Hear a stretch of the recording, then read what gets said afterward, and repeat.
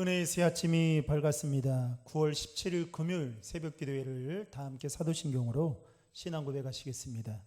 나는 전능하신 아버지 하나님 천지의 창조주를 믿습니다. 나는 그의 유일하신 아들 우리 주 예수 그리스도를 믿습니다. 그는 성령으로 잉태되어 동정녀 마리아에게서 나시고 본디오 빌라도에게 고난을 받아 십자가에 못 박혀 죽으시고 장사된 지 사흘 만에 죽은 자 가운데에서 다시 살아나셨으며 하늘에 오르시어 전능하신 아버지 하나님 우편에 앉아 계시다가 거기로부터 살아있는 자와 죽은 자를 심판하러 오십니다. 나는 성령을 믿으며 거룩한 공교회와 성도의 교제와 죄를 용서받는 것과 몸의 부활과 영생을 믿습니다. 아멘. 찬송가 336장입니다. 찬송가 336장 1절 3절 부르시겠습니다.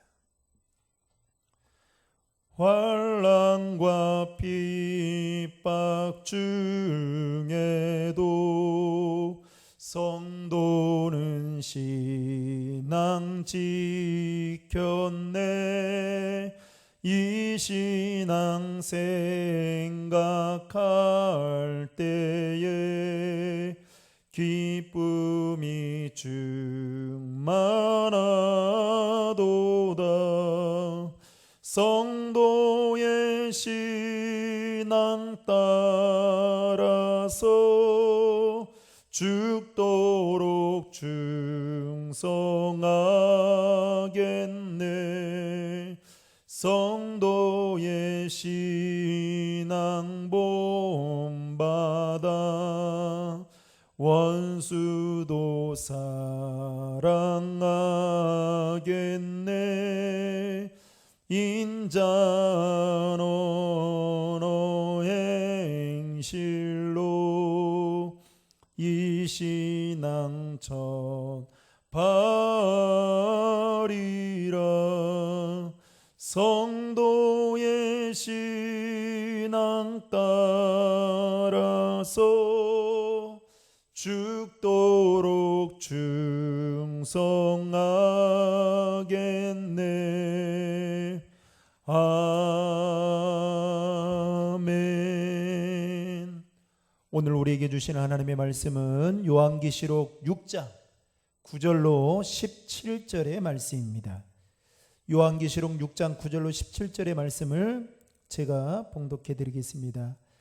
다섯째 인을 떼실 때에 내가 보니 하나님의 말씀과 그들이 가진 증거로 말미암아 죽임을 당한 영혼들이 제단 아래에 있어 큰 소리로 불러 이르되 거룩하고 참되신 대주제여 땅에 거하는 자들을 심판하여 우리 피를 갚아주지 아니하시기를 어느 때까지 하시려 하나이까 하니 각각 그들에게 흰 두루마기를 주시며 이르시되 아직 잠시 동안 시되 그들의 동무종들과 형제들도 자기처럼 죽임을 당하여 그 수가 차기까지 하라 하시더라. 내가 보니 여섯째 인을 떼실 때에 큰 지진이 나며 해가 검은 털로 짠 상복같이 검어지고 달은 온통 피같이 되며 하늘의 별들이 무화과 나무가 대풍에 흔들려 설익은 열매가 떨어지는 것 같이 땅이 떨어지며 하늘은 두루마리가 말리는 것 같이 떠나가고 각 산과 섬이 제자리에 옮겨지매 땅의 임금들과 왕족들과 장군들과 부자들과 강한 자들과 모든 종과 자유인이 굴과 산들의 바위 틈에 숨어 산들과 바위에게 말하되 우리 위에 떨어져 보좌에 앉으신 이의 얼굴에서와 그 어린 양의 진노에서 우리를 가리라. 그들의 진노의 큰 날이 이르렀으니 누가 능히 서리요 하더라. 본문 요약의 말씀을 읽겠습니다. 예수님이 다섯 번째 인을 떼시자 순교자들의 영혼이 제단 아래서 땅에 있는 자들을 심판해 달라는 기도를 드린다. 하나님은 형제들도 죽어 그 수가 차기까지 시라고 응답하신다. 여섯 번째 인이 떼어지자 지구뿐 아니라 우주적 재앙이 일어나고 모든 자들은 하나님의 진노의 날에 두려워 죽기를 간구한다. 오늘 말씀은 어제의 연속된 말씀으로 오늘 본문에서는 어린 양 되시는 예수 그리스도가 다섯 번째 인과 여섯 번째 인을 떼는 그 내용에 대해서 구체적으로 성경은 기록하고 있습니다. 먼저 9절의 말씀을 보면 사도 요한은 제단 아래에서 하나님의 말씀과 그들이 가진 증거로 말미암아 죽임을 당한 영혼들을 보았다라고 그렇게 말하고 있습니다. 여러분, 사도 요한이 제단 아래에서 보았던 이들은 누구를 말하는 걸까요? 마태복음 24장 9절과 그리고 마가복음 13장 그리고 누가복음 21장에 보면 예수님께서 그때 이렇게 말합니다. 그때의 사람들이 너희를 환난에 넘겨주겠으며 너희를 죽이리니 너희가 내 이름 때문에 모든 민족에게 미움을 받으리라. 너희가 내 이름 때문에 모든 민족에게 미움을 받으리라. 이 말씀대로 스데반 선지자는 돌에 맞아 죽었고, 야고보는 헤롯 왕의 칼에 목베임을 당해서 죽게 되고, 그리고 베드로와 안드레는 십자가에서 죽었고, 마가는 알렉산드리아에서 짐승에게 밟혀서 죽였고, 빌립은 소아시아에서 목매어 죽음을 당했고, 바돌로메는 가죽을 벗겨 죽임을 당했습니다. 그 외에도 이름이 알려지지 않은 수많은 사람들이 주님을 위해서 자신의 믿음을 지키다가 죽었던 자들이 많았는데, 사도 요한이 제단 아래서 보았던 사람들은 바로 이와 같은 사람들이었다라는 것입니다. 그리고 10절에서 그 영혼들은 뭐라고 말을 하냐면 이렇게 말합니다. 거룩하고 참되신 대주제여, 땅에 거하는 자들을 심판하여 우리 피를 갚아주지 아니하시기를 어느 때까지 하시려 하나이까 하니, 즉 주님을 위하여 자신의 믿음을 지키다가 순교한 이들이 자신들을 죽게 한 자들을 심판하여 자신들의 핏값을 갚아달라고 아뢰고 있는 것을 볼 수가 있죠.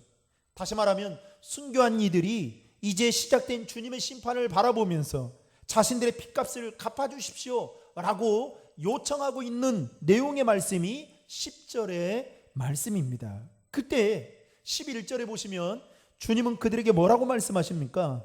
여러분 11절의 말씀을 같이 읽겠습니다.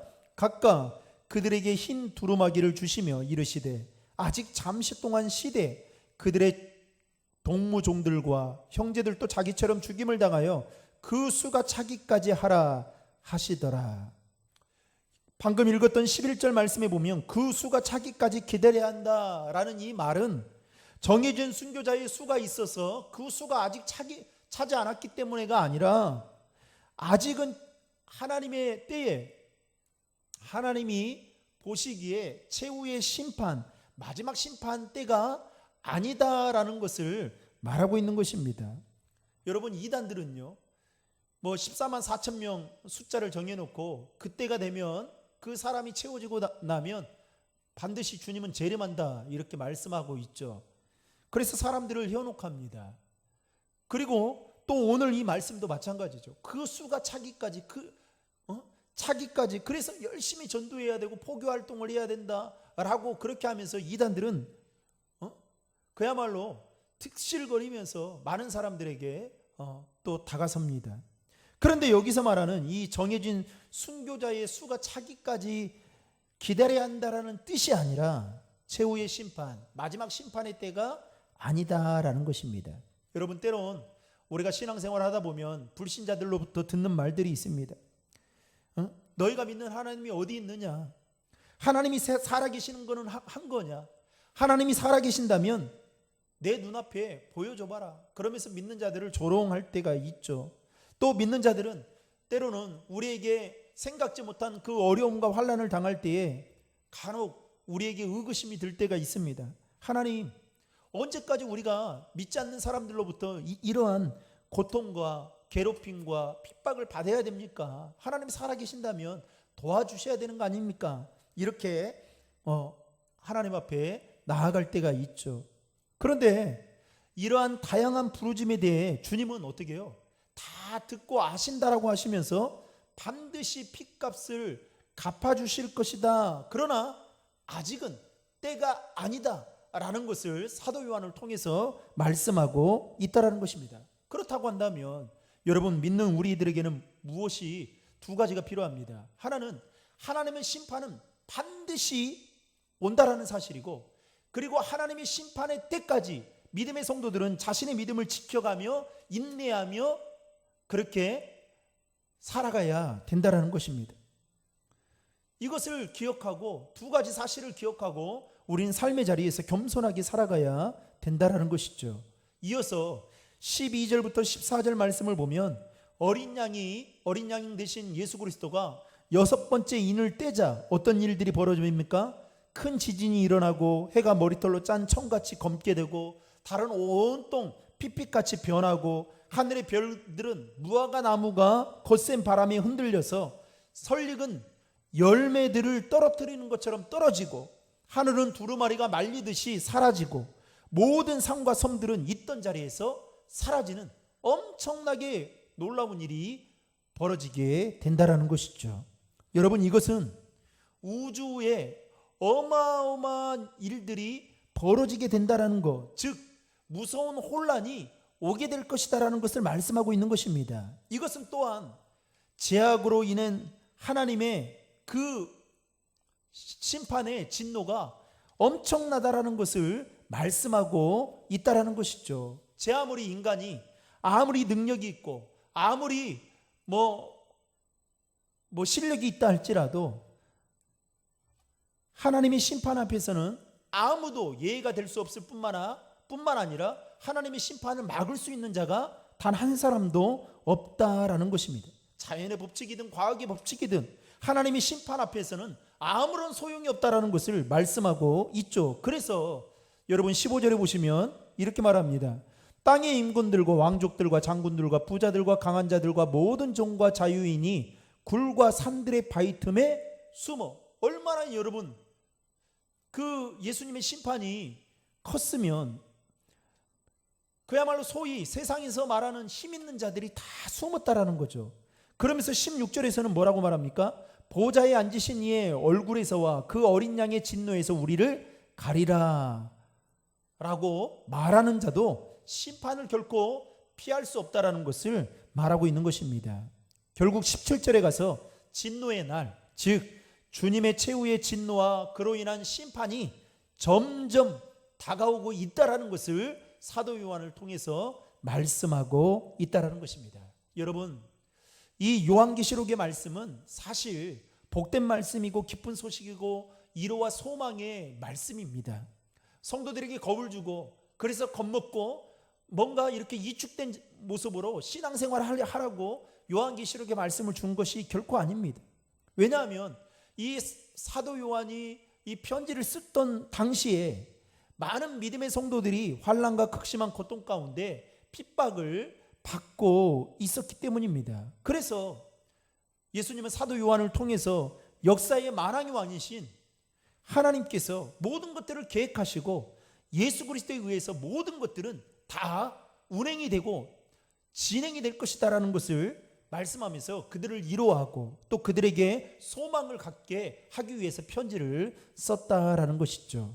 다시 말하면 그 당시에 가장 강력한 힘을 가지고 있던 로마 제국이나 로마 황제의 힘이 절대적이라고 할지라도, 아니 유대주의자들의 괴롭힘이 있다 할지라도 역사는 그들의 손에 있는 것이 아니라 하나님의 손에 있다라는 것을 오늘 말씀을 통해서 분명하게 말하고 있다라는 것입니다. 따라서 예수 믿는 우리들은 궁극적으로 여러분 승리한다라는 거예요. 문제는 여전히 우리 삶에는 고난과 어려움이 뒤따른다라는 것이죠. 따라서 최후 승리를 믿는 우리들은 오늘 또 우리의 삶의 자리에서 힘들고 어려운 일이 있다 할지라도 인내하고 참고 견디며 믿음을 잘 지켜나가는 것이 우리의 사명인 줄로 믿으시기 바랍니다. 왜냐하면 승천하신 주님은 반드시 심판의 주로 다시 오게 될 뿐만 아니라 그 주님은 믿음을 지킨 자들에게는 면류관,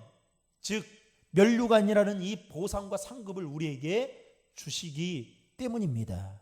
사랑하는 성도 여러분, 주님의 심판은 현재 진행형인 줄을 여러분 기억하시고 오늘도 삶의 자리에서 믿음을 지켜나가는 일에 열심을 다하는 저와 여러분 될 수 있기를 주님의 이름으로 축원합니다. 기도하겠습니다.